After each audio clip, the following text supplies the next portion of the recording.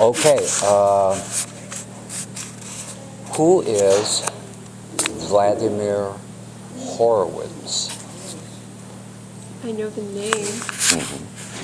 Famous for maybe composing, playing a particular instrument? I know he composed. No, not really.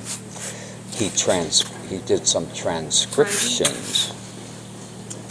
Who also was very famous for transcribing symphonies for the piano? Symphonies for the piano. Chopin? No. No. Franz Liszt. Franz Liszt did a lot of transcriptions of Beethoven symphonies, and he did a lot of stuff. He was really good. Too bad we don't have some recordings of him playing. Yeah. And there was a pianist named Joseph Hoffman. He was noted for one peculiar sort of thing with his piano. Plucking the string? No. He had small hands, so he had a piano specially made with each of the keys slightly thinner than, the regular piano, and to like kind of equal out his, and he would go on concerts and the piano would go no matter where he went, the piano went along with him. Joseph Hoffman. Okay, what can you tell me about Sergei Vasilievich Rachmaninoff? Rachmaninoff was, he was a composer. What nationality? Russian? Yes. God, with a name like Sergei Vasilievich Rachmaninoff, you betcha. Could sound German though, but go on.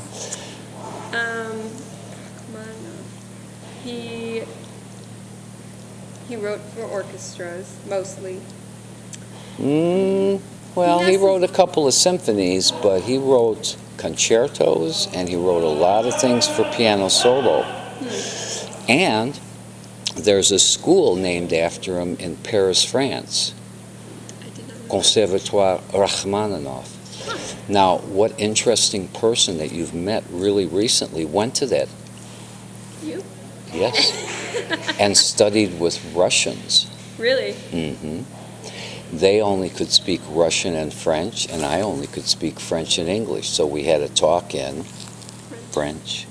But that wasn't the hard part. All of a sudden, the scales are, in French, les gammes. D minor is de molle, and so on and so forth. So that was kind of interesting. And the action on the piano was tight, so hard, that I could barely get my fingers down on it. But it was the same principle like basketball players that put weights on their ankles. Once you practice on it, pressing, God, it's so hard that when you got to a regular piano, your hands just flew over the keys. What's your instrument? Do you play an instrument? I do. I'm a flute player. How's your embouchure?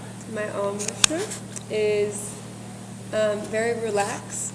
I've heard it's very stable. I have a very stable embouchure in my studio. Good. There's an instrument that you actually don't touch to play. What is that instrument called? The theremin? Yes. Yes. And what was the very first movie to ever use the theremin as their whole background music? Very first movie.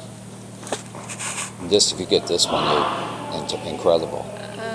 This is a hard one. I'll tell you, you don't know. The Day the Earth Stood Still. That's the old one, but the new one has that new boy in it with Jennifer Connelly and I can't think of the guy's name, but I got both of the movies.